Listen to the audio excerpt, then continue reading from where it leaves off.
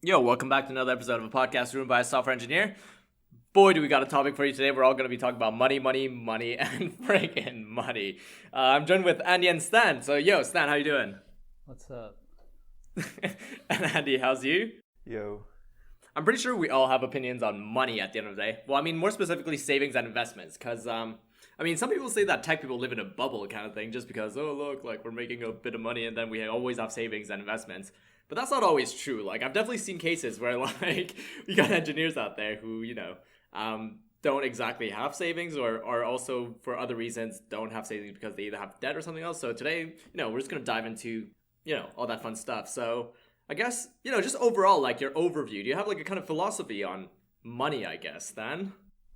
I think on the spectrum of being very conservative or liberal with my money, I definitely lean quite conservative. I save a good amount.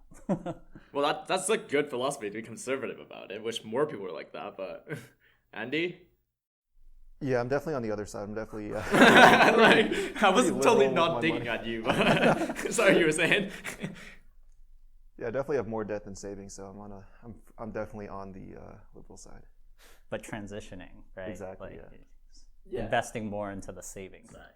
Well, at least like you're conscious about it, because like if you're able to say that, that means you kind of know what's going on. As opposed to like a lot of times people won't even know that they're like, oh shit, I owe like this to who or like this to that. So, I mean, I think like what is interesting in terms of like how I see it is I've definitely been very conservative. Like throughout my whole life, if I could save, I'll definitely save it. But I think just as a a step back in terms of like how do we kind of put into context what we're going to be talking about. There's three main concepts that kind of ties all this together. There's like the debt bit, which is, all the negative stuff, right? So like if you have no debt, that's great because you don't owe money to anybody and then you could use that for other stuff. So that's one aspect. And then you got savings, which is the bit where it's like, when you get to the positive, right? You get to put a little bit in the savings, that kind of, a little bit of cushion of what you want to work with. And then like if you are even more, fortunate, you have the other step, which is investments, which is basically something that you could put into that could maybe grow, that could, you could make it work for you. When people say make the money work for you, a lot of times they'll be talking about investments. So I think those are like the three main concepts of how any of this works. It's actually interesting as well because you could have all three at the same time. You could have debt, savings, and investments at the same time, or you could have like different combinations of it. You could have like a lot of debt and no savings and no investments, which is kind of scary. It's fun. Yeah, you gotta live life on the edge.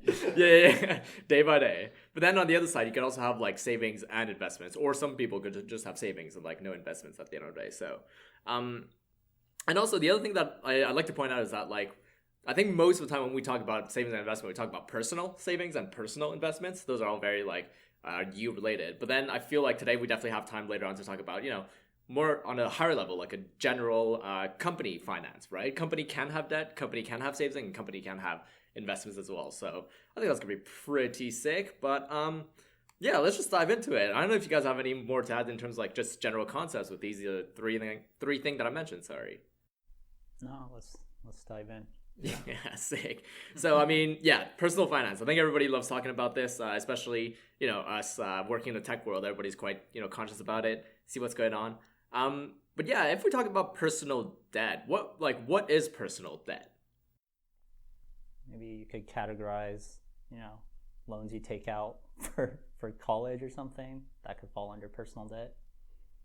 Yeah, that's a fair point. I mean, yeah, you definitely named something that is like so common and like so something that a lot of people can relate to. Like that's a pretty common one, I think. Like, it's like I don't know, like a car loan, credit card stuff. You got a car loan?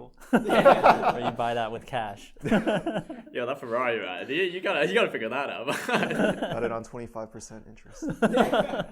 Hell yeah! Over 10 but you years. look fly. Yeah, don't worry about that. The red really works on you, man. It's an investment, really. Exactly.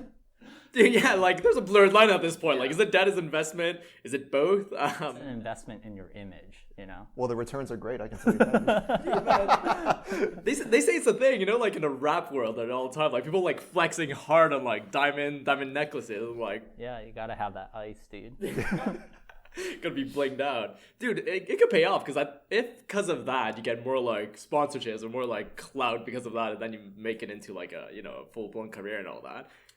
it's an investment at the end of the day. Yeah, I think a lot of smart debts end up being investments. Things like university, things like coding boot camps, where it provides you new opportunities to, create money or create value.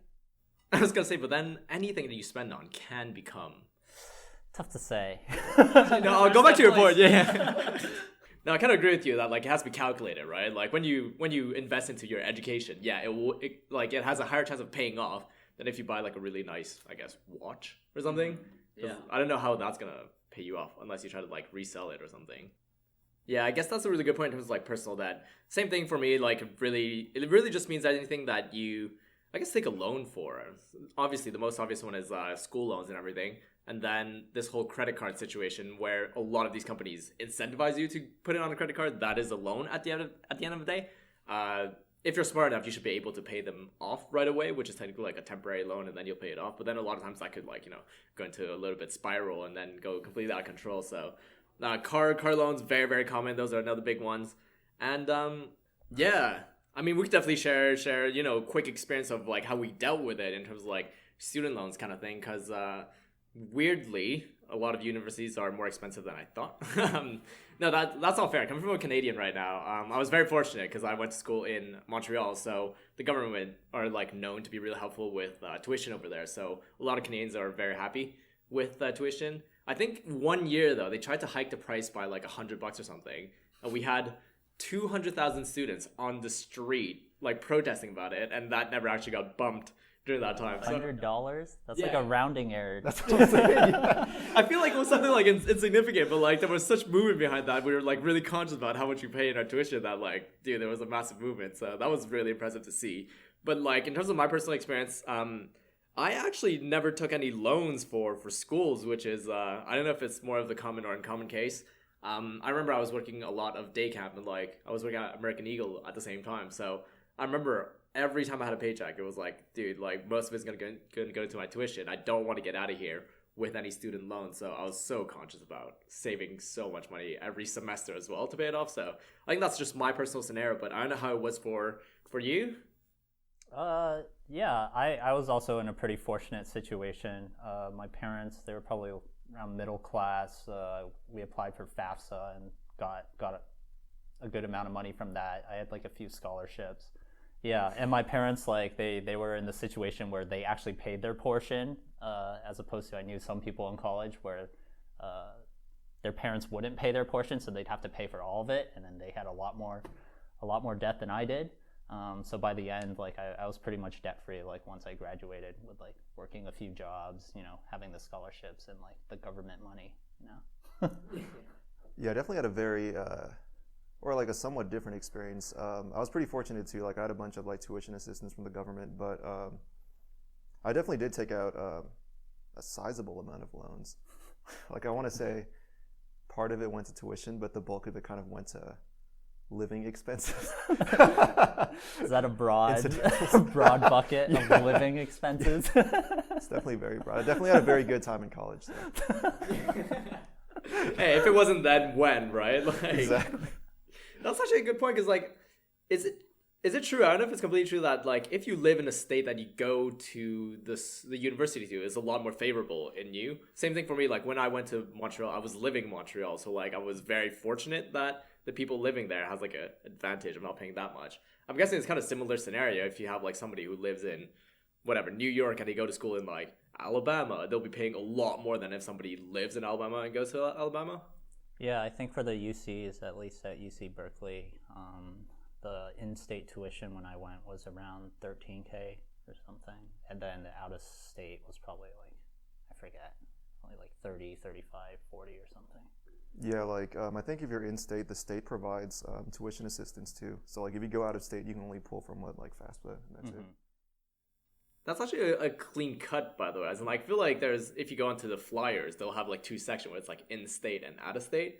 As opposed to when I was looking into this, I feel like we never got exposed. Like, especially in Canada, you don't get exposed to like these obvious pamphlet columns that tells you like, oh, that's in-state or that's out-state or whatever. So, I guess it's all luck at the end of the day. Is it worth? Because I'm thinking about this right now. Is that like I don't live in California, but if I think my kid wants to go to university in California, is it worth like considering moving to California before your kid actually gets to that point, and then you could benefit off the fact that you're not going to be paying as much to go to university that way. Oh yeah, I definitely think that's the case, especially if you're like middle class and like that. I mean, this was like an additional $15K a year if you didn't get any additional help. Yeah, I've actually seen some people that have done that. Specifically, they moved to California because the UCs are generally pretty good public schools. Yeah. So having that option was a good option for them. I think I'll just blow my mind. I think I'm just gonna move to California then. Yeah, you should stick around. It's a good state. No, dude, McGill for life, man. My kid's gonna go to McGill, and then I'm kidding.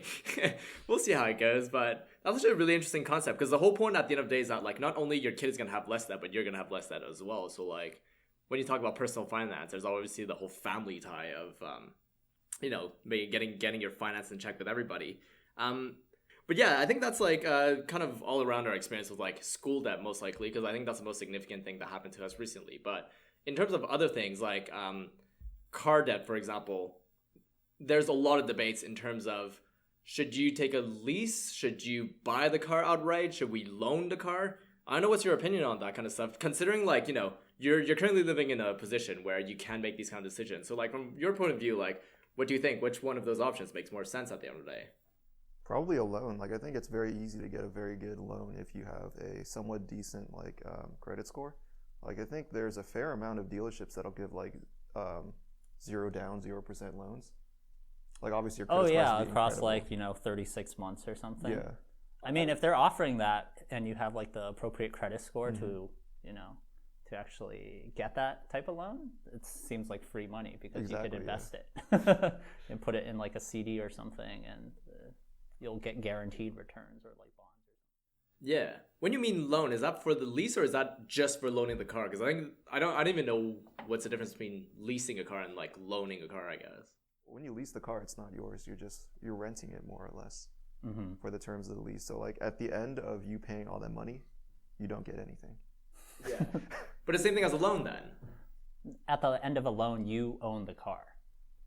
If you don't pay off the entire I know what car's you mean. value, Yeah. they can repossess the car because you didn't pay it off. Just like how they can like repossess a house, like if you don't pay off. Yeah, I think I'm really mixing up all my concepts at the moment. Like right now, I'm just like all over the place. So what you're describing the loan is basically you want to buy the car, which is where you get a loan from somebody, and then they'll loan you that whatever that amount, and then you can have like interest or whatever deal you want. As opposed to leasing, you don't own it because you just pay whatever the lease is, and then you decide if you want to keep on purchasing the car. That's when you agree on doing it, or you'd be like, nah, sack it. Like I don't want the car anymore. Yeah, I think a lot of people who like have car leases, generally people don't, at least in the financial sense, don't think leases are very good. Basically because you don't own anything at the end. But if you find a lot of value in terms of like changing cars really often and having like a new car every few months, I think a lease may be appropriate. That's a very fair point because the people that just wants to keep up with the technology, right? Keeps up with. Yeah, you want the latest Tesla or something. Maybe you don't want to buy the Tesla every single time. I think the older you are, the more a lease makes sense. Like really? If I was 75 years old, I'd probably lease a car. If I was 75, I wouldn't be driving. Well, we do get your point, Andy, though. Like, we do 100% get that, where it's like, when you get to you're 75 and you're driving, tell me, so I can stay off the road. So you can call the cops on you? Yeah, I'm going to call the cops on you. So that's the first one on dial, man. He's got you covered on that. But then I remember, because I checked the Tesla's website so often all the time, and then they have a third option where it's literally like, you got buying the car outright, you got leasing it, and then their third option is loan, which is basically you're loaning a car, which I think price-wise is the most expensive, but what I don't get the difference between that, like loan and leasing, if that makes any sense. I think loaning is a shorter period of time compared to a lease at the end. Well, lease again, think of leasing as kind of like renting an apartment, right? And let's say you want to buy, so you can buy the apartment or you can rent the apartment. No, I get that, but there's a third option. Yeah, so imagine like you could buy the apartment completely outright, just in cash, right? Yeah. And that's like buying the car. And then there's leasing the car, which is like, oh, I'm renting the apartment. And then there's the loan, which is like, oh, I only have enough for the down payment, but I'll pay you this much. You pay the bank will pay the rest of it, and then I'll pay you this much until all of it is covered. And that's like the loan. Okay, so technically, two of those options means that you own the car, and the third option, well, lease, is the one that you don't own the car at the end of the day, Yeah. basically. Well, like when you lease, you get the opportunity to buy the car at the end, and then all the payments you've made counts towards buying it. Oh, really? Yeah. Oh, I didn't know that. Yeah. Just because I've never considered it, because it's supposedly a bad option. Well, they keep on saying leasing is a bad option because you're paying for the depreciation of it, right? Because you're paying for the fact that by the time it leaves the dealership, whatever, instantly it loses depreciation, which is why it's a little bit more expensive than buying it, just because they don't secure to sell by the end of the 3-year lease or whatever it is. Like, there's a chance you're not going to take it, which somebody has to pay for the cost of that. So it's really weird that we're just like tech people talking about like car payment structures and all that. I think it's a really good point of view because I actually haven't needed a car ever since I moved out, because I've always lived in like like in places like Hong Kong and London where you don't need a car. So those kind of didn't really think as much. But for people in California, obviously, like you can't get to anywhere because BART sucks, train sucks. Like everybody needs a car, so that's a common thing. But yeah, that's good to know that everybody's got a bit of experience in that. The one that I feel like I personally have the least experience is when we talk about like debt, mortgage is probably like, or like house loans are probably like the biggest thing that people always know about, but getting into it or being brave enough to get a mortgage is probably like the step that everyone wants to do. So, yeah, what's your take on debt put into a house at the end of the day? I think you can consider it an investment. I think especially in the Bay Area, if you bought a house like anywhere in the Bay Area recently or in like the last 10 years, that's definitely been an appreciating asset right there. But as of right now, since the initial cost, even like putting a down payment and like fighting off all the other people that want to buy the same house, I think it's definitely a risky and it's a tough investment to make because it requires so much cash up front. Mm-hmm. Mm. Yeah, that's true. Because, I mean, yeah, we require cash up front when you want to own a car. We also require cash up front a little bit for student loans. Do you need a deposit for student loans? Oh, no. Student loans are incredible. Yeah, the government wants you educated. All right, yeah. I guess there's nowhere near compared to a mortgage. You don't need any credit. You don't need any down payment. They'll just give it to you. Yeah. And then you take a trip to Peru, and then you discover yourself and be like, oh, yeah, I'll come back. Okay, just kidding. That's not exactly how it works. And yeah, for you, Andy, what do you think about like mortgages and like this kind of commitment? It's probably the most like justified debt, I guess. I mean, like a house is pretty vital. Definitely going to use it a lot. That's true. I mean, you could also rent for the rest of your life. I think that's a more common mindset these days, especially with the housing prices within the Bay Area. A lot of people want to rent because they also, one, you don't have to, there's no upkeep. Mm-hmm. Technically, the landlord has to do that. And secondly, it provides you a lot of flexibility in terms of moving, because people are oftentimes changing jobs quite often in the Bay Area as well. So you're not tied down to a single location as well. That's a really good point because, like, I mean, I'm going to speak as a millennial. I think it's just fair to say that it's a lot easier to move around nowadays. It's a lot easier. I think back in the days, like maybe like 10, 20 years ago, just moving and living in a different city might be a lot harder. You have to consider a lot more things. But nowadays, with more options and more communication and more easier way, more flights going through, this generation of us are more like willing to go to different, living in a different state, country, and all that. So I do get the bit where I've been a renter for the past couple of years, whatever. It sucks because you don't own anything. Like all the money that I've spent on rent is not going into like owning a house at the end of it, which is really annoying. But as you were saying, the benefit of it is that like I could lift off whenever I want. I think my biggest regret is just not owning something like before leaving. That'd be the perfect ideal scenario, right? Yeah, I think it's a very human thing to want to own like a place like that you can call your own for a lot of people.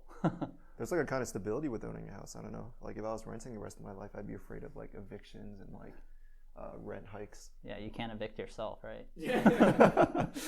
Unless you're really critical about yourself, you're like, nah. It actually really interesting that how we're talking about like, is it a must to own something nowadays? Like it's much more debated on both sides nowadays. I feel like give it a couple of years ago, like everybody's like, no, you gotta own something. Or like even my parents, I feel like they would say like, no, you gotta own a house at the end. So it's really interesting to see from our point of view, like going forward, how many of us actually ends up owning something? And or a lot of times, if you don't own, what did you use that money for? Something else at the end of the day, if that makes any sense, because you can invest it in other investment opportunities. I was gonna say, because the dumb answer is that like, oh, if you keep on renting, like the money that you spend doesn't really do anything, but then you have other money to, I guess, do other stuff with it. So you try to make up the fact that you're not paying a mortgage that appreciates over time, but then you know, hopefully you benefit off somewhere else. The other thing that you mentioned, the Bay Area, it's like it's saturated. It's very, very like fluffed up in terms of like house prices and all that. Is it too late to get into that game, or do you still think that like there's room to you know, own a house there and still have appreciation over time for it? I think it's doable. It's just much harder now. Just like get the down payment and stuff. I think there are certain areas in the Bay Area that could be good investment opportunities. If you looked in like Oakland, I think when I graduated, housing prices were very cheap then, and then you look at it 2 years later, and then some of these like condos have gone up like 200K in like in value, and they were like, you know, 500 2 years ago. I think like maybe other areas in the Bay Area, maybe like Hayward, that's also like a sketchy place. Whoa, yeah! Shout out to all the people who live in Hayward. Y'all are just going. But I mean, like you could gentrify it. Exactly. You can make it kind of like certain parts of Oakland. You like at like uptown Oakland, like that place is pretty bougie now. Keep your eye out for like places that people are about to gentrify, or like where tech companies are about to move into. Yeah, like I feel like East Palo Alto would be a good investment right now. Yeah. Isn't Palo Alto already like bumped up? Not East Palo Alto. Oh. What's the difference between like regular Palo Alto and East Palo Alto? There's a pretty big distinction. Oh, so it's like literally like not literally, but like there's a distinctive like visual line cut between. Yeah. That's fascinating, but we can drive down there if you want to see. My sister lives around East Palo Alto. Yeah, way to call her out like that. That's actually really crazy, because things like Palo Alto is, you know, obviously known for housing big tech companies. And for the people on the outside, like, you don't really see that distinction. And then, like, it's so good to have this knowledge. I wouldn't have never noticed any of this if I didn't move to California. I think that's kind of the appeal of why I came out here, like, just to compare it to different landscapes. So when we're talking about, like, we're talking about debt, we're talking about investment, we're talking about savings, it still applies to not just, you know, California. It applies to, like, the people living in London, it applies to the people living in Canada. And it's fairly the same, I guess, concept, is that London, when I was living there for 3-4 years, it's very saturated. Like, when you're talking about house prices, like, they're so outrageous. And the thing is, like, it's Europe, right? Everything's condensed. So for, like, the price of a 2-bedroom, you could probably pay for, like, a whole house over here, which is kind of scary. But it is interesting that the approach of most people, I guess, in terms of mortgage, is that it's a very, you know, safer way. Like, you're not, it's not a bad bet, if I could put it that way, is that if you get a mortgage, most of the time, you'll benefit off of that. My thing that I think one of my goals, actually, I don't know if that's possible, is that, like, if I ever do own my first house, I don't want to live in it. I want to rent out of it. I want to be getting a mortgage for a house that I rent out, and then I just live in another rental place. Like, have you guys ever thought about something like that, or is it like, do you find it stupid? No, that makes a lot of sense. I think it's like investing in properties to have rental incomes. Especially after the housing crisis in 2008, a lot of banks actually started doing this. They would buy up a bunch of these houses on the cheap, and then they would start renting it out because they were getting more consistent income from renting it out, as opposed to like selling mortgages to people. Because if a renter, they don't pay for a month or something, they can just evict them, and then they grab a new renter and they come in, and then, you know, the income stream just continues to go. This is assuming you can find a renter that can actually pay off, you know, the mortgage, like the property tax, all these costs that come with buying a house. In the Bay Area, I think it's harder to find rental prices that actually meet that cost of, like, the mortgage and all these costs. But I think especially in other areas, maybe in California or other states, like it's very reasonable to find rental properties and buy them as investments and then rent them out. Yeah. Would you consider doing that for your first property? As in, like, you're still gonna be renting, as in you're still gonna be living in a rental place, but then you own a house that you're just renting out on the side, kind of thing. I don't know. I mean, I'd probably want to live in the house first and then get like another one to rent. Yeah, another one. Yeah. Another one. Got to be nice and secure first. I know of like an engineer like at Facebook, like, and his parents, like, they live in Arizona, and he has bought 2 rental properties over there. And one of the hardest things about doing that is having someone manage the properties. Yeah. And basically his parents do all the work for that, but it seems to be like reasonable income streams for him if you can kind of find that setup. I think that's a very fair point. Like, justifying the math behind it. Like, there was a model that I grew up with that I thought was an absolute, like, best scenario is that if you live with your parents and you don't pay rent to your parents, you put all that into your savings, and then you can put the down payment for a house, and then you can do whatever you want with it. I think still today that's a very viable model. Unfortunately, like, I don't live with my parents anymore, so all the money I don't save goes into rent, which really sucks. But if I look at the math that how much rent I've paid the past couple of years, if I stayed at home and then if I took all that money and then just put it, like, save it up over time and then just put it on a mortgage at the end, that I think I maybe would have been in a better spot. I don't know if the math makes any sense. Ask Andy about his experience. Yeah, I didn't save any money. I just had, like, extra money to spend, if anything. So. That's true. Well, I mean, like, that, that enjoyment kind of made you what you are today. So, that's definitely didn't hurt you at the end of the day. So Well, maybe it hurt a little bit. I don't know about that. It's definitely a very enjoyable time. Yeah, I was gonna say. Yeah, you enjoyed it at that point. But I'm glad you brought up, like, the savings bit, because things like we talked about a lot of these, like, loans. Well, when you get a loan and when you get something, you get debts. But then, like, obviously on the other side, you could talk about, like, savings, right? What exactly is savings, and basically how does it relate to debt to begin with? So I think the examples that I probably mentioned before was that, like, when I was doing part-time job while I was studying, savings was basically every money that I make is just gonna be used to pay off all the debt. And if I don't have any debt anymore, then everything that comes into my pocket is basically a saving, right? If I don't spend it right away, obviously, just because that's what savings mean. That's, like, the definition of savings. Or do you see it in a different way, Andy, in terms of, like, what you qualify as something as a saving? I mean, it's basically something that I just don't spend, like, kind of put it on the side to spend later, basically.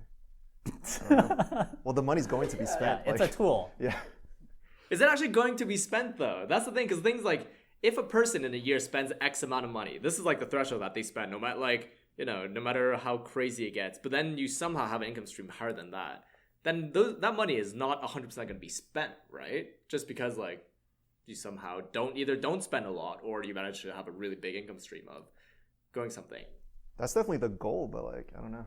I think it might take a while for me to get to a point where I make more than I could spend. Yeah, about that yacht weekend that we had the other time. We'll have to really think about that. Yeah, I think of my savings as oftentimes my savings, I use them as investments, as tools to hopefully, make more money, or at least, like, not lose any money to inflation. Past that, yeah, I think that's generally how I view it. And obviously, like you said, you should pay off your debts before you invest in your savings accounts. Like, yeah, I kind of really agree with the bit where you were saying, like everybody wants saving. I don't know how to put this. Like, everybody wants saving, but it's, like, kind of hard to say, like, oh, why don't you have savings? And, like, not everybody wants to admit that they can't have savings at the end of the day. So I think it's really good to point out, like, a couple of points where it was hard at times to not have any savings. And I think one of the things that kind of shocked me when I moved out, actually, is if you move to a place that has a higher living cost than you thought before moving there, that usually impacts your saving a lot, because what you end up doing is that, like, you have to spend more at the end of the day, and which is why your savings is going to get a little bit effective with that. So that was a very memorable experience when I moved to London, that the flats there are so friggin' expensive. Even Hong Kong, man, like, getting a flat in Hong Kong and London, like, you'll be, oh yeah, like, you do the math, right? You got your whatever income stream, salary, and then you're like, oh, I could put a X amount of percent into my living costs, whatever. And then when you get there, it's like, dude, my numbers are completely wrong, man. Like, I'm not gonna have any savings for a bit until I figure the rest of it out. So I think that was my personal experience in terms of, like, the hardship of having savings at some point. And the other example is that, like, if you have, like, already existing debt, and then when you actually full get an income stream, that's where the hard savings bit. Do you guys have any other, like, reason why it's hard to have savings? Not even just as a tech person, just as, like, a person in general. I think the main barrier to, like, creating financial habits that enable you to have savings. The main criteria that I've seen people that have good savings habits is basically if their parents are financially literate. It seems like very obviously you can educate yourself about this stuff, and all of this information is online, but I think it's very difficult. If I didn't have my dad around to like tell me how my account should be set up, where I should allocate my money, I would be in a much worse financial state than I am today. That's why I think a lot of people have a hard time saving, is basically they don't have the information, and that information hasn't been taught to them. Yeah, I don't know. I have needs and wants, so gotta fulfill them. Yeah. You're just a hedonistic person, huh? You see and you want it, and then you got it. Got it. I like that. So as you're mentioning, so like, you end up talking about money a lot according to your family. I don't know if that's a thing or. Yeah, my parents, especially my dad, is very financially conservative, to put it in a nice way. I mean, like, it paid off at the end, like, these are kind of like decisions that you make over time, and somehow. Yeah, I really appreciate that fact now. I think my financial like literacy is pretty good, basically because of my dad. He like grew up very poor, and then he saved a lot, and then he learned all the tricks, so I didn't have to, and then he taught me a lot of those. I feel like he like kind of drilled that into your head, where it's like, look where I came from. Yeah, definitely. Obviously, I shouldn't be speaking for him, but definitely, I can only have the PS2. I couldn't have that GameCube as well. So it was a tough childhood. And he's balling out, man, dude. He had the PS4 like years before anybody else did. I had that like 20 years ago. No, I'm kidding though. But yeah, dude, obviously I come from an Asian family, and my parents, like, we talk about money, as in like we talk about it, but the thing is, like, we don't talk about like publicly in terms of, like, we're not gonna be at a dinner with like 7 other friends and talk about like money all the time. Like, within our family, we'll talk about money all the time. Like, we love seeing the kind of progress, even as we're young. As you were saying, like, it's good influence, right? If your parents talk about like, we have a mortgage at the moment, but then like how it works kind of thing. Mm-hmm. Having actual numbers as example is really like something that I found was so useful. So when we're talking about like living costs, like how much do you spend in a year? I remember asking our parents like, as a family, how much we spend in a year? That is a game changer. If you haven't done it yet, like, look back at when you were growing up as a kid, like pick whatever year, like year 7 or whatever it is, and ask them like during that time, how much did we spend as a family? It's such a good question, because like everybody has to deal with it, whether you're super rich, super poor, middle class, whatever. Everybody has that, and getting those numbers is going to affect obviously how you're going to live your life compared to that. So I'm glad you brought up about the whole family thing. Nowadays, I don't know, we don't really talk about money anymore. They just ask for it, and I'm kidding. I'm kidding. Another Asian thing, right? You always got to give money to your parents. That's one thing you always got to do. There was another point I wanted to mention about that is when you say like communication, like this information that you don't hear about it a lot as you grow up.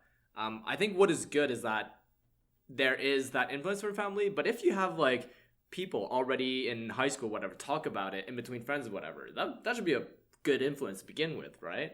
Other than the fact that like you're flexing on somebody else, be like, yo, look how much money I got, or whatever. High school, I definitely was not thinking about money in high school. Yeah, it was just like money, please. Yeah. not really anything budgeting wise. Yeah, that's actually really interesting, because I thought there were other kids where like that they didn't think about money just because like their parents covered it, if you know what I mean. Like, yeah, maybe you're hanging out with a bunch of nerds, dude. Hey, that's why we're here. I don't know how to say about that, but yeah, I know for you, Andy, when you grew up in terms of like talking money with your family, was it like very prevalent, or was it just go with the flow, which is perfectly cool as well? Yeah, there wasn't that much detailed talk about money. I mean, like my parents always talked about saving money and stuff, but I never actually knew about like the actual numbers. Like they never really brought that up. Yeah, so, like did they ever talk about like 401ks and any of that stuff? Not, no. Yeah. I still don't know what's a 401k till today, but I hear about it all the time. It's basically like a campaign that everybody outside of the US knows about, but 401ks, God knows what that even means to begin with. That's a good point. Let's get into that. Let's get into 401ks because we're in the Americas and I'm pretty sure other countries have similar programs. But can I guess one of you give me just a breakdown what a 401k is? It's a trap, no? It's a scam, is what it is. At least the traditional 401k. I think that's probably a poor investment from my perspective. Yeah, but how does it work though? As in you put money into it, or how does it work? It's you give somebody something money and then so your employer can offer a 401k plan, and basically this 401k is money that you put away, and this money is invested by some 401k manager. I think in our case it's by guideline. And this money you can contribute up to, I think, around 19,000, might be 19, I think. Or no, 19,500, I think, this year. Either pre-tax or post-tax money. If it's a traditional 401k, this is pre-tax. So you don't get taxed on this money, and this money goes directly into your 401k. But the catch is, basically, you can't withdraw it until you're really old. So you can't touch this money. Except for right now, during coronavirus, you can pull some money out of it. But that's an exception, an exceptional case. Basically, yeah, it's like a savings account that with special rules that your employer can provide for you. Okay, yeah. And from your experience, is it similar what a 401k is? No, yeah, that's basically what it is. Yeah. The only difference with a Roth 401k is that it's post-tax money, so it gets taxed before it goes into the account, as opposed to traditional 401k, it doesn't get taxed, and it gets taxed when you pull the money out when you're really old and about to die. Okay, yeah, the concept kind of makes sense because I've definitely seen a lot of different programs kind of similar where the whole point is that you put money you're basically putting your money in somebody else's account that you cannot touch. And then they'll do some magic that hopefully it'll end up being more money over time. And then by the time you get to take it out, which is when you retire, I guess, 65 years, maybe later, depending on how they change the rules, then you just hope that money is more, and then somebody else forces you to do savings. I see that as very, positive thing for people that, need a bit more help in savings, right? If somebody needs another entity to take care of it, then that could definitely be a thing. But also on another hand, there are people out there who can manage their own savings. So from what I'm seeing is 401k is optional, right? Yeah, you can opt into it. Okay. Imagine being forced into that. Imagine Yeah. The 401ks are actually an evolution from pensions. Pensions were actually very common before 401ks. And pensions were actually a lot more expensive for employers. But this was also during an age where people would work at the same company until they died or retired. Right. But the reason why pensions were really expensive for employers was basically you don't know how long someone is going to live. And people keep living longer and longer. It seems like there's a trend, except for in the U.S. There's a little dip right now. Wait, so are you telling me that pensions are they currently still active? There are companies with pensions, but they're a lot less common these days, probably because they don't benefit the employer as often. Yeah, so, if you work for the government, I think most government jobs still offer pensions. Mm-hmm. Yeah.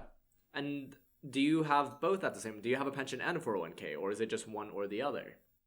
I've never worked at a place with a pension. I'm pretty sure you can only have maybe only one. I don't know. think most government retirement plans, it's a blend of both. So you can get a pension and a 401k as well. Okay, that's interesting. And if I got this correctly, is that pensions and 401ks are always tied to your job, I guess?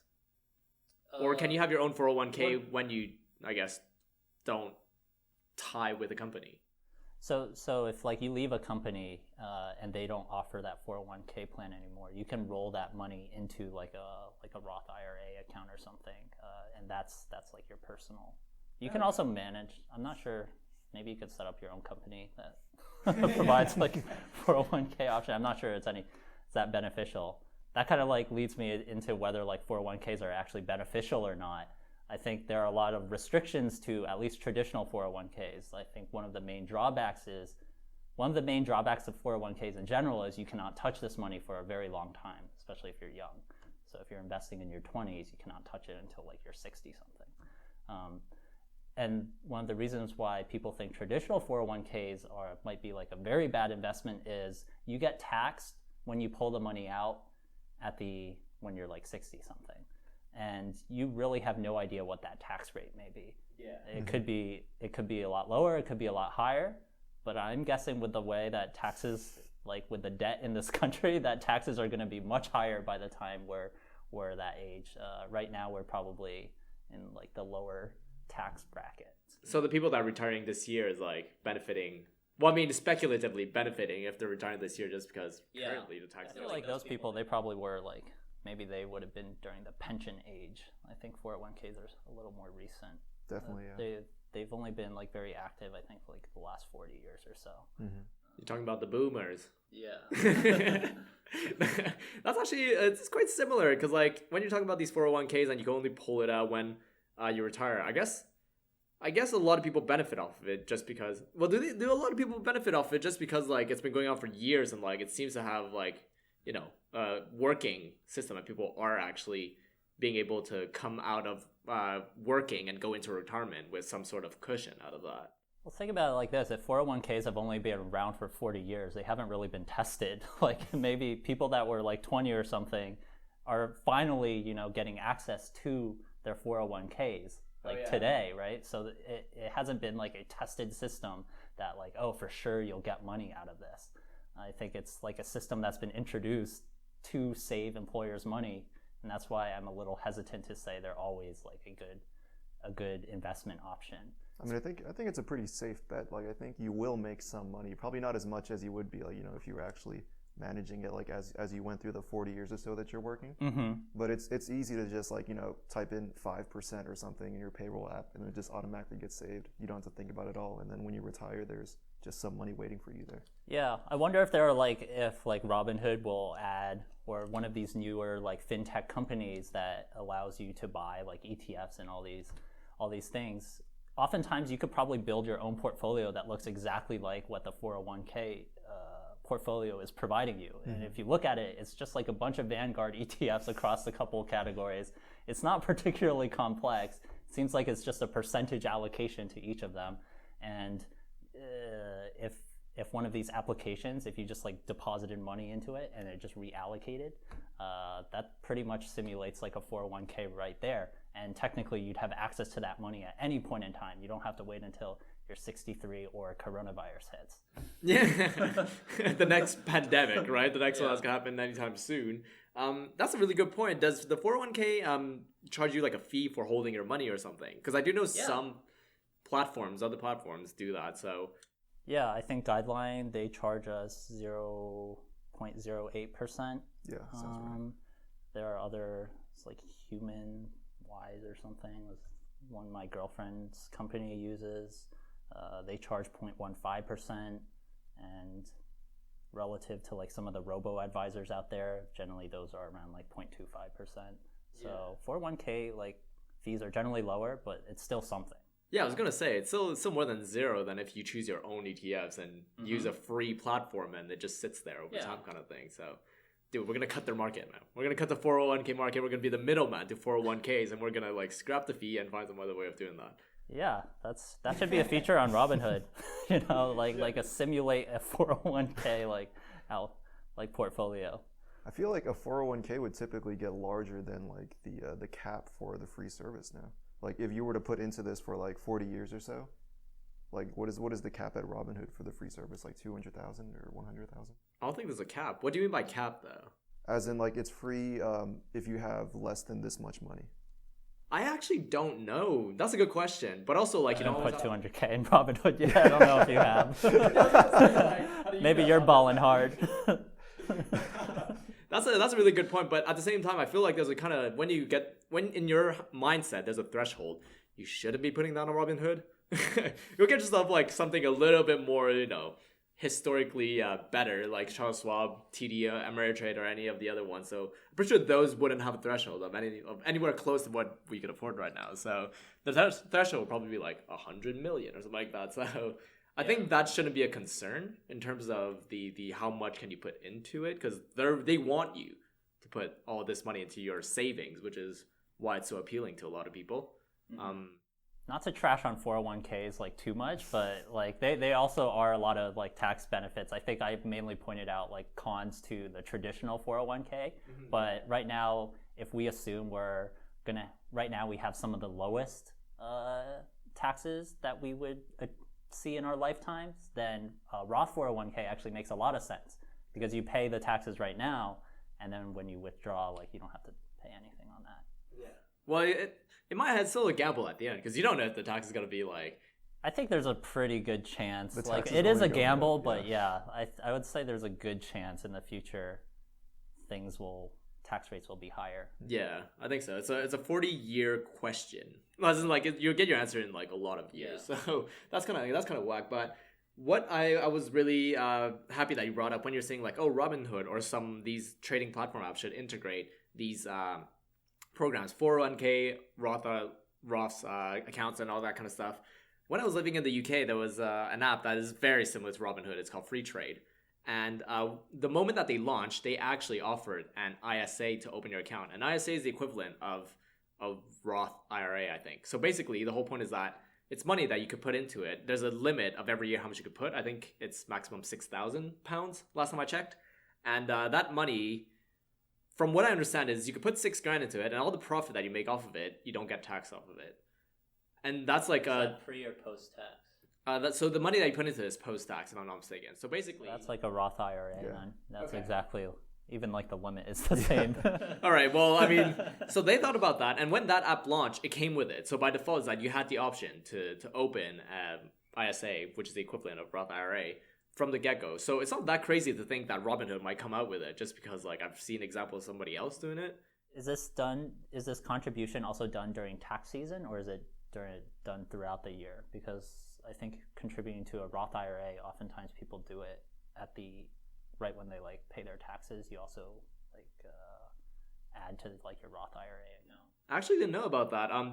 These ISA accounts, you could put in whatever you want. As in, like throughout the year, if you manage to save $200, then you put $200 into it, and it just keeps on going. So it's not like a fixed time at the end of the year when you do your taxes. So like a direct deposit, or Yeah. you can set it up Like that? It's just an extra bank account that you got, and you just put your money into that, and the money that you put into it is already, you've paid tax for it already, just because in the UK it's slightly different. There's no tax season over there. You already get your tax deducted before you receive your money anyways, which makes a lot more sense. There's no faff around it. At the end of the year, nobody have to do tax in April or whatever. You just live your life like every other month. And so yeah, basically all the profit, all the income that you got, you could put into these account. And just relating back into the apps and like the new tax or whatever, the government, I think, well, it's a lot smaller in the UK because there's a smaller population compared to the whole of America, right? But I definitely do see like a viable thing where, you know, Robinhood will probably have Roth IRAs on it. I don't know if they already do. They probably have it on the roadmap. I wouldn't be surprised. But one of the whole reason we're talking about this is because the tax bit of savings is quite significant, right? The less tax you pay, the more savings you got. Do you agree with that? Oh Definitely, yeah. Money is money. The less I pay, the more I have. Yeah. I mean, like, not saying that we encourage Disagree. it. But, yeah. Disagree. That's why it's such a big thing when you have like these tax frauds and everything. That's why it always makes the news when if somebody doesn't pay tax. It's a big deal because like it's significant enough for people to do illegal stuff around it, right? Just because nobody wants to pay taxes, and that's why we always have to do, make our decisions around it. And why these incentive of opening these accounts is because, oh look, you save on tax at the end of the day. So I just want to point out that it's always a game of taxes. Whether you're in the UK, whether you're in the States, Asia, every country has a tax system, and every country has like tax frauders and all that. So hopefully I'm not going to be the next one. Actually, there's a question that gets asked quite often from different people in general, is that how much % of your income should go into savings? Or like, do you have a personal goal, or do you have a goal that like, you should recommend to a lot of different people? I don't really think about that too much, to be honest. I think more about the allocation percentages of where I put my savings. Like, X% should go towards, bonds, X% should go towards like ETFs, and some should go towards like individual stocks. How much to have on cash in hand. But I think once you have enough of like a pillow or safety, like some like safety parachute in terms of cash, I don't know if I've ever thought about that too much. Yeah, I don't have like a hard number or like a certain split that I do. I mean, I have some like scheduled like account transfers that I have to always put money into Vanguard and to always put money into my savings account, but it's kind of just like, I don't know, if I spend less money this month, I'll put more in my savings. If I spend more, then I'll either put less or take money out of it. Yeah, it's hard to debate that, to be fair. Yeah, I think that's a very like blessed situation to be in, where you Yeah. don't have to be too concerned about like actively thinking about that. Yeah, that's true. I think my bottom, like the one thing that rarely changes month to month is like the living cost, right? Like if I have to pay rent and all that, then obviously that's the number that you could take away from that, and then everything else will kind of justify how much % of that goes into saving just because you spend less. Yeah, I guess I do think about like fixed costs, you know, like rent on average, how much I spend on food and like extra activities. But again, each month some months there might be like extra purchases, like I need a new laptop or something, like, and that's gonna increase like your monthly expense by quite a bit. Yeah. So I try not to think about it too much because it's Because it makes me sad. Yeah. well, like the things that I need to buy, like if my car breaks or something, I need to drive. Like I'm in the situation where I don't think about, oh, what percentage of my savings is this going to cut into? It's just like, well, I need to pay this off. And again, like mentally, I think that's a nice place to be because it's not as stressful as thinking, oh, how much am I losing because of this? Yeah. That's a good point, actually. When I was saying like the fixed living costs and everything else goes into saving, a lot of that saving goes into like this emergency fund that you were mentioning, just because you never know when your car's going to break down, your laptop's going to break down. So that's why one of the good way of having savings is kind of like that. I'd like to put numbers into this. I think for the past couple of years, when I've always checked out of how much % of my income should go into savings, it was definitely tied up like basically how much my rent costs, because I think that's the major bit. So I think in the past couple of years, after living in Hong Kong, Canada, London, and now here, the best threshold that I probably managed to do is that my rent was probably like 20%. I think 25% was probably like the best I ever had. You have to give me a fixed cost. I don't know what 20% means. 20% of $1 million could be a pretty big apartment. So basically, like I was talking about just my rent, for example, like your income, like just the rent. The best I've ever had is probably like 20 to 25% of my monthly income went to rent. So like, Okay. Oh, okay, I see. yeah, sorry if I didn't frame that That's properly. pretty good.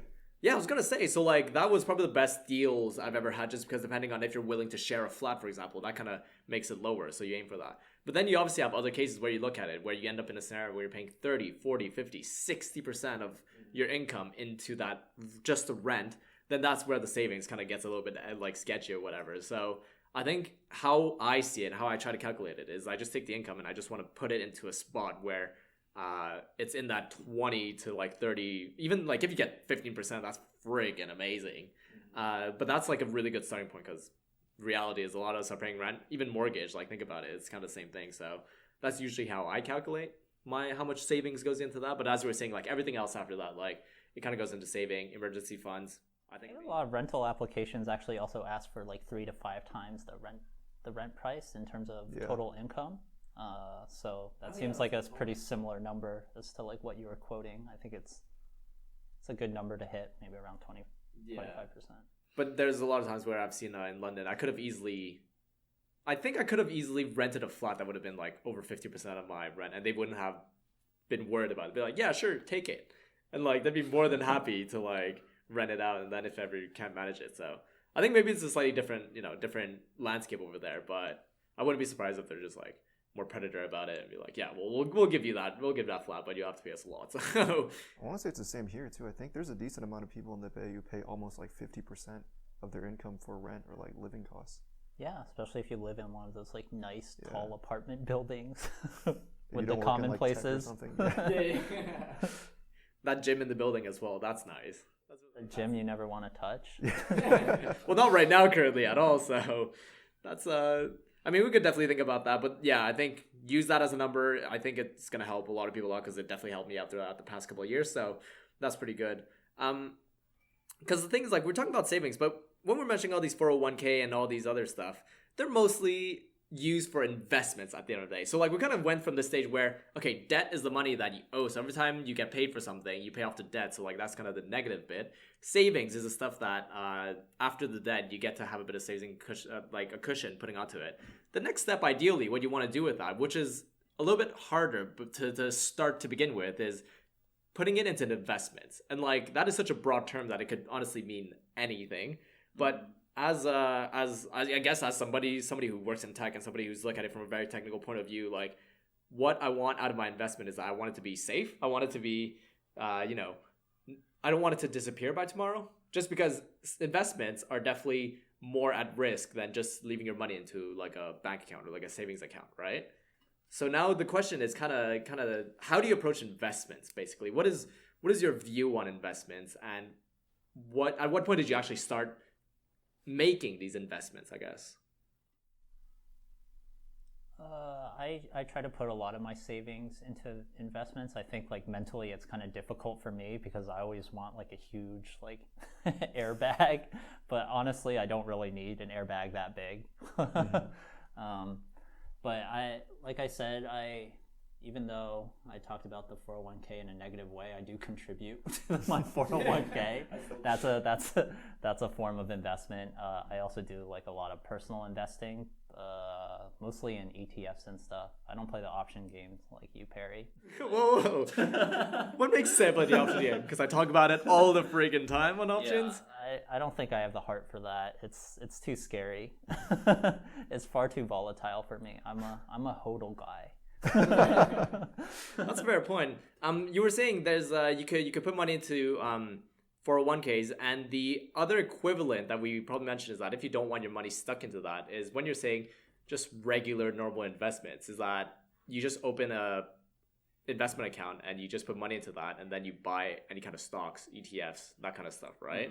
Just to put it into perspective, as opposed to a 401k, you don't really choose anything. You just give them the money. Technically, you can. Like, you have the option in a 401k to like manage your own portfolio. Yeah. Okay, so I think they even get rid of the percentage that they take if you do that yourself. So that would have been basically the same thing as if you just had your own personal accounts. Seen that? I don't know. Unless the what? I want to say I've seen that option before, but I don't know. I don't think I dug too deeply into my 401k to see that. Yeah. I think that like the 401ks, like, buying like ETFs and just kind of holding on to them, those are all like fairly passive investments. And then there's like more active investments, things like, going to college, like trying to educate yourself, going to like a coding boot camp. Those are all like investments in yourself as well, in my mind. Yeah. I mean, we could definitely talk about that in terms of like, when we talk about investment, it doesn't have to be financial, as you were saying. It could be like, when you're saying it's a mental investment, it's not even mental, it's like knowledge. Knowledge is a really good investment. How do you feel about school, but also any kind of other investment? People like taking cooking classes and all that kind of stuff. Do you have something that you've experienced like that before, or? Yeah, I mean, I've definitely had some pretty worthwhile personal investments. College, I think, was a pretty decent one. I mean, I think in terms of the actual content I learned there wasn't that worth it, but the overall experience, like I learned a lot from that, like just outside of the academic world as well. And then like I went to a coding boot camp. That was definitely an extremely worthwhile investment. Like the salary difference from the job I had before to the first engineering job I had, it was like over 2 times what I was making before. So yeah, can we talk about like investment in like these tech boot camps, because we're so involved into it? I haven't done it personally, but when I say we're talking about like the tech community in the Bay Area, is that like we're so involved in these boot camps. Like for the people that don't know how the organization works or how the structure works, and give us like a brief overview of what a tech boot camp is. Yeah, it's basically like a 3-month program where these people try to teach you how to code. Like it's a pretty condensed program. It's long hours, typically more than 5 days a week. But at the end, it leaves you in a state where you're basically ready to take on a junior software engineering job.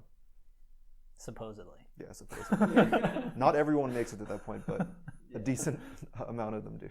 But the thing is, like, as you were saying, you put yourself in a position where you have a good chance of getting something after that, just because what you learn with that in that boot camp is, are you going to say it's more practical than theoretical than in those boot camps? Is it a lot more hands-on, or do you still learn a lot of like theory? It's basically mostly practical. because I don't know, like the theory stuff is interesting, but then on the job it's mostly practical work. That makes sense. Yeah. I'm putting that into perspective because like I did a CS degree and it was very little practical. As in like not very little, but it's more like I guess 80-20. 80% of it was like theory when you do it in the setting of a university, as opposed to like if you do it in the setting of a boot camp, it's very much more intensive practical. And I feel like it's been a good experience for a lot of people that I've spoken to. And like they really come out in a bit where they're able to, you know, I mean, you work full time as a software engineer nowadays, and like you're really good at what you do. So that's one of the great thing. In terms of investment, though, as you were saying, like what kind of investment did it entail? So there was the money part of it. Is there other kind of like investment to it? And how did you manage to, I guess, work with this debt that you had when you got into that boot camp? Yeah, I mean, like there's kind of multiple things. The money thing is definitely the bigger part. Most boot camps are around like 20 grand. So if you don't have that money lying around, you'll have to take out a loan. And these private student loan companies are definitely more than willing to give you money, but just not at a very good interest rate. Right. Yeah. There's also like the time spent. So when you're doing this boot camp, you can't work because the hours are typically it's usually like full time, and it's going to be like a 3-month period where you're basically not doing anything. So like if it doesn't turn out well, it's wasted time.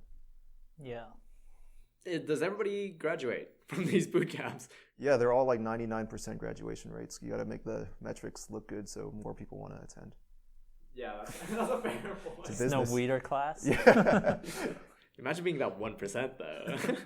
No, but it's good that you're saying like, yeah, it's a big commitment, right? Big commitment, 3 months. But honestly, I don't think it would be a waste because, like as you're saying, if you end up passing it, you still got the qualification at the end of the day. Whether you don't instantly get a job after that, that qualification kind of sticks with you over time. I think for some people it would be an extremely risky move. For me, it was fairly easy because I just like graduated college. I wasn't really doing much at the time. Like I had a job before, but it wasn't like a career job. But there are people who are a little bit older. Like I think the average age is like late 20s, 30s. Mm-hmm. So when those people drop out of their existing career to kind of like switch paths and take this boot camp, like if it doesn't work out well, they're kind of screwed. Yeah. Could they not just go back to their old jobs? Well, they can, yeah, but then it's like so much time like wasted in a way. That's 3 months. That's not too bad. Yeah. There's like 3 months, and then like it kind of depends on how like determined they are. Like you know if they're terrible but super determined, yeah, they could possibly take a whole year off trying to find a job. Oh yeah, that happens a lot. I see that a lot in the resumes that come through. Yeah. Like they're there for like another 3 to 6 months like after the program.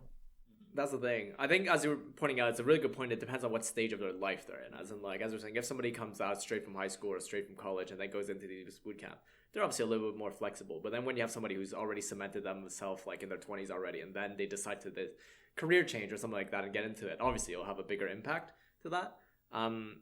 Yeah. Do you like these boot camp stats? Like, what's your take on them? Do you think they're too expensive, not a good investment, or are they really beneficial for like somebody growing and self growth on knowledge? Oh, I think for the right people, they're like amazing investments. Like Andy is like a very good engineer, and he came out of like these boot camps and he did it relatively quickly. It's a pretty amazing thing to like see someone, even though it does seem like a lot of money up front. Like $70K isn't trivial for most people. 17, right? 17, yeah. Like 70. 70. 70 is almost college levels, maybe UC college levels. Yeah, like I think if you have the aptitude, but I think I would also say that these boot camps are a little predatory. Like they're trying to sell people on dreams, and not all of these people necessarily have the aptitude for it. I think this might be a little elitist, like, but I like want engineering to remain like a high skill, like like a high skill opportunity. I don't want just anyone coming in and coding. It makes for a lot of bad code other people have to clean up. Hey, but you need both sides of it, right? You need to be reasonably balanced in terms of like the requirements and then what people are able to do. So like it's good that there is these two voices, right? One of them is that like make it a mass spread thing, make it everybody should be able to do boot camps, everybody should be able to graduate top notch and all that. But then again, you also want to have the other side of the coin where it's like, well, you still want a standard to what everybody should be able to contribute when they come out of it. So yeah, I don't think software engineering is as ubiquitous as like these coding boot camps are selling. Like you remember when like all those Michigan people like lost their jobs and they're like, oh, we're gonna teach you all guys how to code. And a lot of them, granted, a lot of them were like, why are we, I don't even want to do this. And then some of them tried and like it didn't work at all. I think there's like a very low success rate. I think somewhere around like 20%, like in terms of like job placement. Might have been even lower. Oh wow. But like stories like that make me think that a lot of these boot camps are just, they should be in it for money, but they're like selling this false dream and they're getting a lot of money out of it. And I think people are finally like kind of waking up to it a little bit, that they're realizing not everyone is supposed to be doing this. Maybe we should have higher standards instead of accepting everyone and just taking their money and then telling them they'll have a job after, and it's very unlikely that they will. Yeah.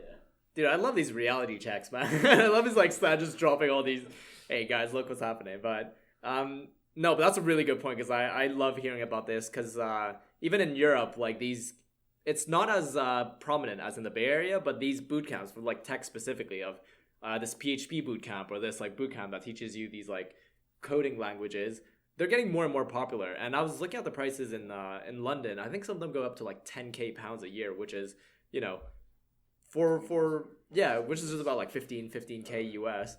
The thing is, like, yeah, it makes sense for the Bay Area. But if you talk about London and people, like, London's tech scene is a tech scene, but, like, it's not the same, not outrageous. It's the same level as, like, the Bay Area, right? The Silicon Valley of tech boot camps. But then you got the kind of same price range as what they're imitating over here. I get a little bit worried about it. I get worried that people in, like, the UK... Do they get a whole year of education for that same amount?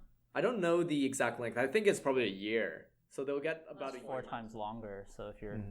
If it's the same amount for 4 times the amount of education, technically, if they're learning at the same rate. So you're saying it's a better deal then? Yeah, like maybe you should go do your boot camp in London, assuming they're the same quality. No, but what if the amount of knowledge you come out of it is the same after 3 months and after a year? Then technically, if you do it 3 months, you got the 9 other months to already make headway of getting into a job and making back the payments, whatever, if you took a loan onto that boot camp that you paid already. So I think that's kind of how I was debating a bit on how I was seeing at it. But it's just like these numbers, I don't want it to be normalized, right? I don't want to be talking to somebody who did a boot camp in London and said, oh yeah, I paid 10 grand or 15 grand to do it. I think it's a little bit much. And then if that becomes a new standard that nobody's going to talk to you unless you have that certification, then I think it's getting a little bit out of hand. But obviously that's just me. I'm definitely not the right demographic, because I went to university for CS, so I didn't really go through that path. So maybe that's from my point of view outside on that. So I guess we'll have to see all these boot camps, but more than happy to like talk to anybody who's gone through it and, you know, share their experience, because I don't get to see what's inside of it. But I think that is a prime example when we're talking about like investment. When we're not specifically talking about financial investment, that's a good self-developing investment for engineers, but also for anybody who's listening or anybody who just wants to, you know, change their life. But you were thinking, Stan? Oh no, my mouth. You do have one. I think that's a really good point. So, I mean, this whole bit of investment, because I think what a lot of people get stuck in is, okay, they're sitting on a bit of savings, but how do you invest? Like, I remember when I finally got rid of all my student payment loan. They weren't loans, my student tuition, when I paid it off, and I'm sitting on a bit of investment, sitting on a bit of savings. I'm like, how do I put that into investment? So just as a quick 101, all you do is like, you just find a platform that can allow you to own any ETFs or any stocks or any kind of like assets that you want. And you put your money into it and you buy these stuff, and then you just let them sit there, and then they'll hopefully grow over time. That's the basic 101 of making investments over time. Now, if we take it to the next step, the question that I just mentioned is that you got stocks, you got ETFs and all that. What's the difference? Like, why are there so many options? And why do we want this diversification, actually? Like, I think we all agree that diversification of your investments is great. I guess why? It's a very broad question, but I like talking about this. It's like risk mostly. Mm-hmm. It's to mitigate risk. So if, let's say, your house gets blown up by a bomber, very likely scenario, and let's say you don't have house insurance on it for some reason, totally. You probably just lost a great portion of your wealth. But if you have a lot of your wealth distributed across a lot of different assets, then hopefully no one tragic event will, take away the majority of your wealth. Yeah, that's a good point, actually. When you're saying putting your eggs in like different baskets at the end of the day, like it doesn't only apply to investments, but it especially applies to investments. In that case, what are the let's do what's the most volatile ones versus what's the least volatile ones? Do you have a couple on top of your head which is the most volatile, Andy? Oh, crypto probably. I was gonna say that. Yeah, Andy's got crypto. That's why I have no savings. Or that's why he's pushing the threshold on like Robinhood apps all the time. That Dogecoin investment didn't work out, did it? That's why you're sitting with us. Like, I'm kidding. Yeah, that is very volatile. Like, God knows crypto, where is it gonna go, man? Bitcoin could be worth 10 grand, but like in a week, it's like 6 grand at the end. So that's a good one. I mean, people are saying it's gonna go to like 100 or like 1 million or something, I think. But I don't know. I'll see it when I see it. Yeah, exactly. I mean, I say that for regular stocks, man. Like when you have like a company be like, oh yeah, Apple's gonna be worth like 2 trillion. Like I'll see it when I see it. Like they've pushed so much boundaries already. It could happen at the end of the day. So I guess when I mentioned stocks and Apples and like all these ETFs, those would be considered like the more stable ones. They're more like the ones that have defined themselves, and they're ones that have a reasonable justification to, if you want to put your money into those kind of companies, you're fairly safe. First of all, we're not financial advisors, by the way. Like, none of us are qualified to be giving any of this stuff. But I think from my top of the head, like, the most safe ones would be stocks, ETFs, and, like, maybe bonds and, like, maybe 401k. That would be a good safe bet. Even technically, that's just a conglomeration of stocks and ETFs and all that kind of fun stuff. On my end, the most volatile thing that I've experienced recently is stock options. Those are volatile AF. Like, it makes no sense to me. Actually, I'm not going to get into this. This is going to be another episode because I can't even explain what stock options are. But the point I want to make here is when we talk about diversification is I've put a very small portions of my savings or my investments into options. So, like, yes, they're risky, but it's not going to completely screw up my whole, investment just because it's a smaller percentage of what I, invested at the end of the day. So, for you, Stan, do you have any, like, preference in terms of like the stable ones, and what's your take on like what's the more unstable ones? Yeah, again, since I skew kind of conservative with my money, the more volatile an asset is, the lower allocation percentage I will invest in that asset, if I do at all. Like crypto is a little too volatile for me.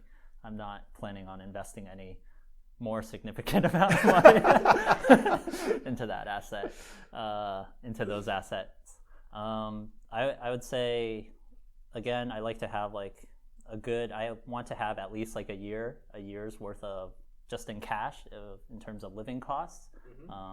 Past that, I usually, before the crash, CD interest rates, so certificate deposit accounts, are accounts where you just put the money in there and you can't touch it for a certain period of time, and then you get higher interest rates out of that. I would put the rest of my cash in CDs generally, and then outside of that, I mostly invest in ETFs because, again, I don't want to buy individual stocks because they're a little more volatile. And then I probably put like maybe 10% like within individual stocks like that I think will do well. But generally, those are stocks that I want to hold on to for like a long time anyway. Stuff like Nvidia and stuff, like things I think will just gain value because of the inherent value of their business. It's also fair to say that we're kind of skewed towards like more techie stocks at the end of the day, are we? Yeah, just because like you're more knowledgeable about it. Like I don't really know much about like health tech, even though we're in the healthcare stuff. But no, personally, I don't. Yeah, I know what you mean. Like you're not gonna full blown invest like real estate when like you never really touch real estate, like the business behind it. Yeah. Maybe I should have said like biotech. Maybe that's more accurate. Not health tech. I know lots apparently. That's a great point actually. So I guess the lesson here is, yeah, when you're fortunate enough to make investments, make sure that they're diversified enough so that you don't get bit in the butt when stuff goes wrong. Shout out to 2020. Shout out, it's a great year. I don't know if we if we listen back to this, if we remember what happened this year, but boy, has it been a year.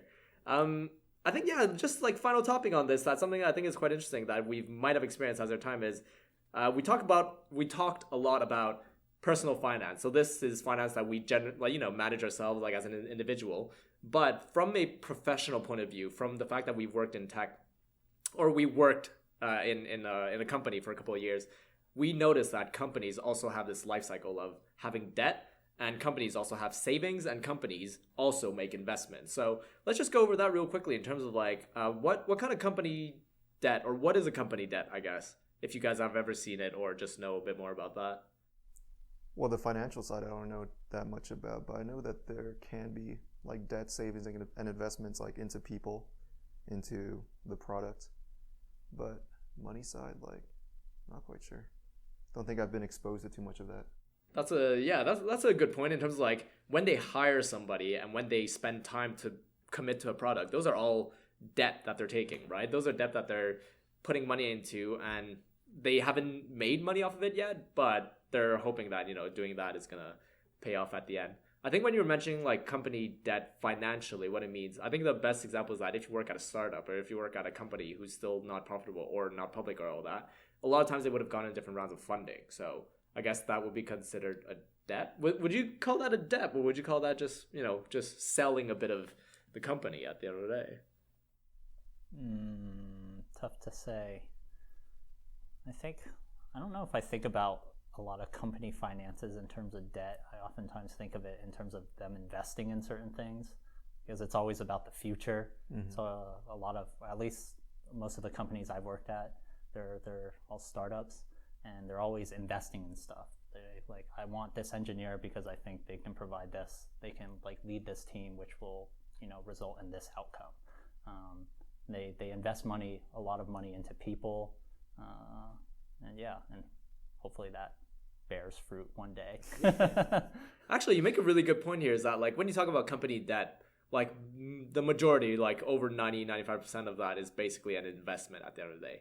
Debt, like I'm trying to think of a case where a company debt is like, it's purely just like money out of their pocket that they're not getting back, but I don't think it actually happens for a company. A lot of times when they're spending money is so that the purpose that it pays off at the end of the day.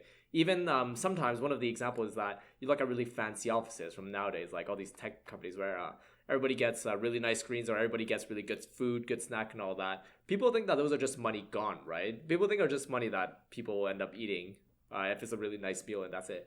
But as we're putting it, it's investment into the people, and then the people are going to do better, and then over time it pays off kind of thing. So I do kind of agree that these spending that companies do a lot of times are investments for the long run, which makes a lot of sense. So I guess we could definitely agree that company debt, yeah, most companies have that, but they will transition hopefully into investment at the end of the day. So that's a really good point of taking on that. What about company savings though? What does that even mean for a company to have savings? Or is that even just a concept that nobody hears about? I mean, that definitely exists. Like, there's companies like Apple who just has like a fat cash pile they're sitting on. Yep. I don't know if we consider that as savings. I mean, a lot of startups, as they raise rounds, they'll have like a large amount of cash, and it's not like that cash sits in the middle of nowhere. They actually put it in banks, and these banks invest the money, and they get like interest rates on that cash pile. Yeah. Do you have to be profitable to have savings? Because technically, if you're sitting on a bunch of cash, but the cash you still owe it to somebody else, would that be called savings, or would that be just called you have liquid cash? Well, you want it in the future. I would imagine it's no different than saving as like a normal person. Like if you were saving for a car, you're kind of putting it to the side until you can actually get that car. Might be the same for a company. You're saving for an engineer, put it aside until you can actually get the engineer. It's an expensive From the engineer dealership. Squirreling away for that one engineer. Hey, if it's worth it, it's worth it at the end of the day. Yeah, I guess in my head, when we talk about like the savings of a company, is that like they're profitable. You're understanding Apple, when you're talking about these Berkshire or whatever, they're sitting on a pile of cash that they've profited. So whether they be selling a lot of gear, and then it covers all the costs that they have, and this is why they have these savings sitting down, is because that money is not used to pay off debt, right? That money is literally the profit at the end of the day. So I guess I might have a bit of a different perspective on that. Like in terms, like you can have debt. Like the bank gives you $100,000, and technically you have debt, but you also have $100,000 that you can invest now, right? Yeah. So I think like I would consider that $100,000 like, I don't know if it's necessarily savings, but it is cash. It is money that you use to invest. So it depends on whether, it kind of depends on your definition of savings. Can you invest savings? If so, technically you owe this money back to them, but you can still invest it. If you see what I mean. That's a good point. So I guess kind of the definition of like saving is something, it's money that you can invest at the end of the day, whether it's owed or not owed. Yeah, I kind of think of it as debt and then like liquid cash that you have, and then you use that cash for like certain investments. Yeah, I could definitely see that point of view then, because that is actually a really good point. Because the next bit after savings is, you know, just the general flow of investments. Is we already talked about the investments of hiring more people, investments of planning this amount of time for this product to come out, and investment of that. One of the more interesting investment that I've seen is that you have companies outright buying other companies. And like you have a lot of cases, I think recently Amazon acquired Zoox or something, and then you have all these other cases. Are they using, I don't know if you know the answer, I'm just asking this speculatively, is are they using like their profit to buy that, or are they using like their liquid cash that is still owed to somebody else to do it? I think oftentimes with these acquisitions, it's not oftentimes cash acquisitions. Oftentimes it's like, oh, I'll give you this many shares of the company. Like, so for example, in that Zoox acquisition, Amazon probably gave away like a certain number of like Amazon shares to the people that owned Zoox. Okay. Yeah. So yeah, if I think back of like what that means at the end of the day is that like the shares that they technically would the shares be profit? That's technically profit, right? Well, technically, since it's a publicly traded share, like you could sell it on the public markets after a certain period of time. Yeah, and the value that has grown since, they technically like put them in the green for that value. So they technically are using their profit to buy another company at the end of the day. Well, it's possible to take Is it a profit, or is it just like a value of like a portion of their company? Like a share is a portion of the company, right? Yeah. Of future profits. They're giving a share of their own company, and then they're acquiring another company. Jesus, this is why they need so many people to think about this kind of stuff. This is why I feel like I know complete jack about it. Yeah, probably I should probably definitely try to get somebody who's like has done something similar to that before, because I feel like I can't contribute anything smart about company finance, company debt, company savings, company investments at the end of the day. But you know, that's definitely more room for, to talk about next time in that case. So I guess that kind of wraps up then. Like, we've definitely talked about a lot of money today, a lot of savings, investments kind of thing. I guess for the people who are in a different stage, let's just give, from our point of view, like any kind of future advice to, if you could talk to yourself 10 years ago about how you manage your money today, like, how do you feel about it? And if you could give advice, what would you say? I would tell myself that I wouldn't need to change anything. I'm honestly pretty okay with where I am right now. Yeah, that's good then. Like, I'm very content with that. I wish I was like that. So, Stan? I'd tell myself, stop making your dad do your taxes for you. Learn to do it yourself. It's just sad. I think my parents still do it. Yeah, if I could tell myself in like from back then is that like I think the best decision I've made is like pay off that goddamn student tuition or student loan ASAP, and then after all of that you could have a little more free room to work with. So I guess that's basically us signing off. Thanks again for joining us, and we'll catch you guys on the next episode.